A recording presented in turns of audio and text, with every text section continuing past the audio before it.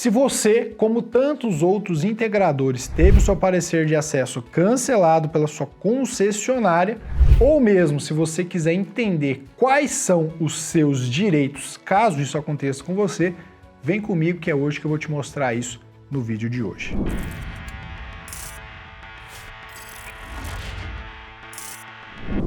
Fala meu amigo e minha amiga, tudo massa? Bom, nos últimos meses muitos integradores foram pegos de surpresa com um comunicado de algumas concessionárias de energia informando o cancelamento do orçamento de conexão já aprovado. O fato é que os prejuízos gerados foram inestimáveis. Mas afinal, será que essa medida está prevista pela lei? E como proceder quando você já comprou os materiais, os equipamentos e até iniciou a instalação e acontece uma coisa dessa? É um banho de água fria, não é mesmo? Então já vou te explicar em cada detalhe o que você tem que fazer. Mas antes, deixa o seu like aqui para eu saber que você está gostando e esse tipo de conteúdo é útil para você. Combinado? Vamos lá. Tem um fato que vem gerando uma grande repercussão no setor elétrico nos últimos meses. A concessionária de energia do grupo Energisa pegou muita gente de surpresa enviando um comunicado para mais de 4.000 pessoas com projetos fotovoltaicos de geração distribuída, já com os orçamentos de conexão emitidos, informando o seu cancelamento. A justificativa para isso daí era que esses projetos não poderiam mais se conectar à rede elétrica porque iriam provocar uma inversão do fluxo de potência.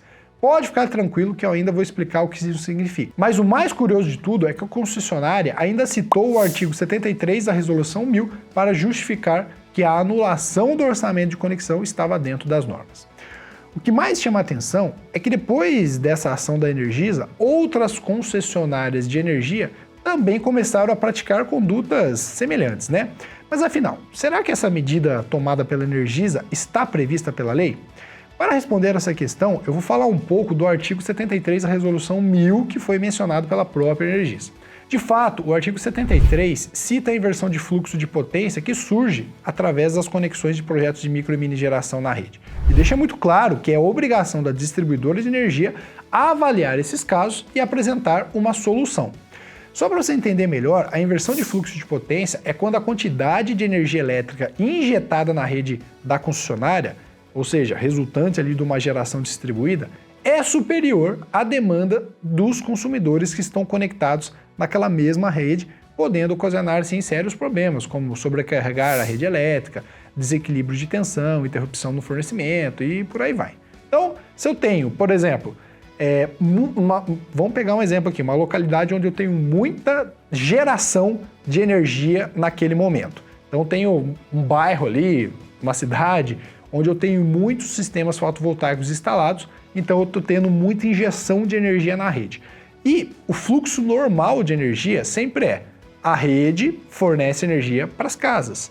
Se eu tenho um cenário onde a geração distribuída, os locais onde estão sendo gerada energia estão, de fato, injetando mais energia do que aquelas cargas estão consumindo, eu tenho uma inversão ali do fluxo da potência. Então, eu não venho mais da potência da rede para minhas cargas. Agora é das cargas para a rede. E isso é o que a gente chama de inversão de fluxo. Agora, voltando a falar da Energisa, o que torna essa medida aí contraditória é o fato de ser da competência da distribuidora verificar esses projetos, verificar se eles vão causar algum impacto na rede e sem contar que ainda é obrigação dela apresentar alguma solução para caso ocorra de fato uma inversão de fluxo.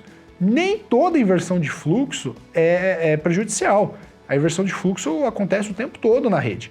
Então nós temos que ver se de fato aquela inversão de fluxo está de fato sendo prejudicial para a rede. Uma outra grande contradição é que o artigo deixa claro que o acessante deve ser notificado pela concessionária de energia antes da emissão do orçamento de conexão, ou seja, é na fase de avaliação da solicitação do orçamento de conexão que a concessionária deve analisar tais problemas e encontrar soluções que devem compor o orçamento ali adequado para que se faça a conexão.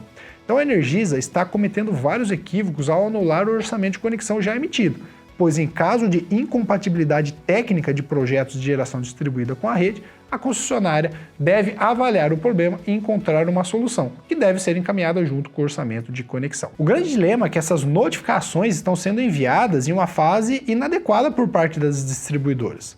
Muitos desses projetos já tinham o acesso da rede garantido e essa medida não pode estar sendo aplicada de forma retroativa. Muitos integradores já tinham comprado equipamentos, já estavam instalando, enfim, as obras já estavam em andamento, né? E não para por aí não. Um fato semelhante ocorreu na CEMIG, em boa parte do estado de Minas Gerais, onde, de fato, a concessionária mandou aí a notificação para vários integradores que já tinham projetos aprovados, recebendo a mesma notícia ali que o orçamento tinha sido cancelado, suspenso, né, por inversão de fluxo. Infelizmente, já temos aí vários registros de outras concessionárias de energia envolvendo o mesmo problema, como, por exemplo, a CPFL do estado de São Paulo, a RGE do estado do Rio Grande do Sul, Coelba da Bahia, e por aí vai, onde elas estão alegando isso. A gente sabe que várias medidas estão sendo tomadas, a CEMIG até retomou os pedidos aí de parecer de acesso para fazer uma reanálise, pedidos de até 75. Então, assim, está tendo uma grande movimentação do setor em relação a isso. E as consequências desse ato irresponsável das distribuidoras de energia é que isso pode trazer vários problemas para os integradores, que muitas vezes já compraram os equipamentos e até já iniciaram as instalações. Agora, eu vou apresentar para você um outro ponto da lei que reafirma que o cancelamento do orçamento de conexão de forma unilateral por parte das distribuidoras é um ato ilegal.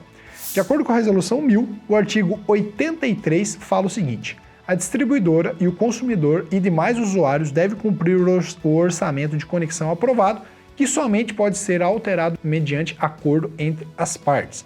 Dessa forma, a distribuidora de energia não pode alterar e muito menos anular um orçamento de conexão que já foi emitido quando ela bem entender. Então não tem essa opção. Sem contar que a ANEEL envia um ofício circular para as distribuidoras do Grupo Energisa apontando as irregularidades relacionadas ao cancelamento do orçamento de conexão por inversão de fluxo de potência e determinando a adequação dessa conduta. Então já ficou claro que essa medida adotada por algumas concessionárias de energia não é adequada e muito menos amparada pela lei. Até aqui tudo bem. Mas agora você pode falar: Vitor, o que eu devo fazer caso isso aconteça comigo? Presta atenção. Como eu havia falado, a concessionária precisa fazer uma série de estudos e apresentar uma solução para o problema. No caso aí, o problema que a gente está tendo é a inversão de fluxo. E o acessante tem o direito ao acesso a esse estudo e após a solicitação desse mesmo estudo, a concessionária ela tem até 10 dias para encaminhar esse documento conforme o artigo 78 da Resolução 1000. Então, caso o distribuidor não cumpra com esse prazo estabelecido, o mais indicado é o encaminhamento de uma reclamação na ouvidoria da concessionária e depois seguindo uma reclamação na ANEEL. E quando esse estudo chegar até você, confira se a análise feita pela distribuidora está correta, como está estabelecido pelo artigo 73 da Resolução 1000.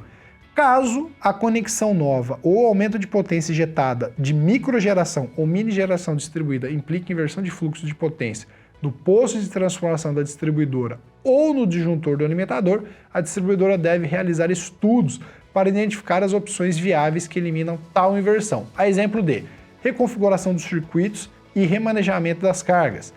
Segundo ponto, definição de outro circuito elétrico para a conexão da geração distribuída. Terceiro ponto, uma conexão em nível de tensão superior. Quarto ponto, redução da potência injetável de forma permanente. Quinto ponto, redução da potência injetável em dias e horários pré-estabelecidos ou de forma dinâmica.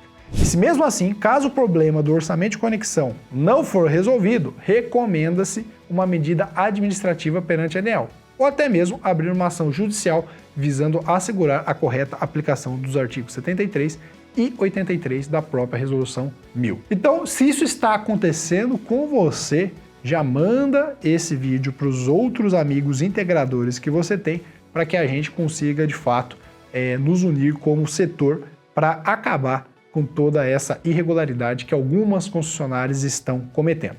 As concessionárias, algumas já começaram a retomar as análises, mas é muito importante que a gente fique de marcação cerrada em cima para que isso não aconteça.